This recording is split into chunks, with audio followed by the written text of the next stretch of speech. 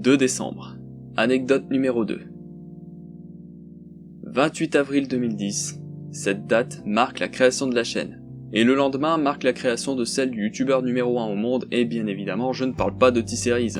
J'en avais parlé que très brièvement dans les FAQ, donc si vous les avez vus, vous connaissez quelques détails.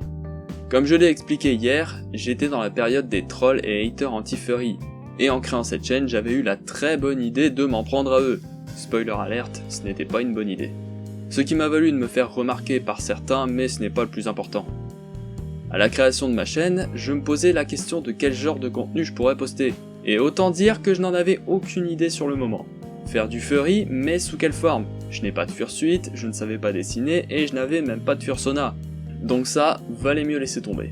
Entre temps, je m'étais penché plus en profondeur sur le métal, et j'écoutais beaucoup de death metal et de black metal. C'est pourquoi le 4 mai 2010, j'eus l'idée de faire, sur un coup de tête, mon tout premier cover de death metal, Buried by the Dead de Bloodbath. Au départ, je pensais que cette vidéo serait la seule sur ma chaîne, étant donné que dans l'instant, je ne prévoyais pas d'en faire davantage.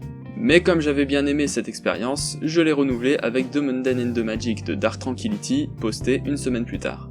Finalement, je m'étais pris au jeu, j'avais donc fait 3 autres covers de death metal, et comme je voulais aussi faire du black metal, j'en ai fait 5 pour équilibrer le nombre de covers de chaque côté. Faire 10 vidéos c'est bien joli, mais il me manquait quelque chose d'important depuis le début, un fursona. J'avais au départ pensé à un félin, mais il n'avait rien d'exceptionnel comparé à ceux d'autres furries que je suivais.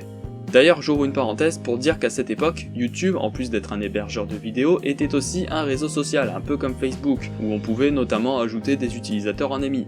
C'était une bonne initiative, surtout pour distinguer les créateurs auxquels on s'abonnait pour le contenu, et les utilisateurs qui ne postaient que très peu voire aucune vidéo, qu'on pouvait demander en ami pour avoir plus d'interaction avec.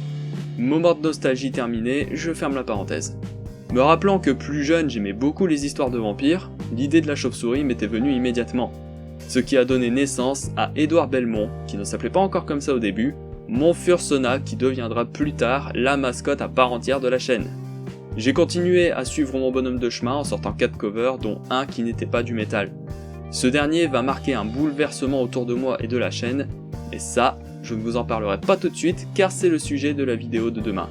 Je vous souhaite donc une bonne journée et je vous dis à demain pour la prochaine anecdote des 10 ans de la chaîne.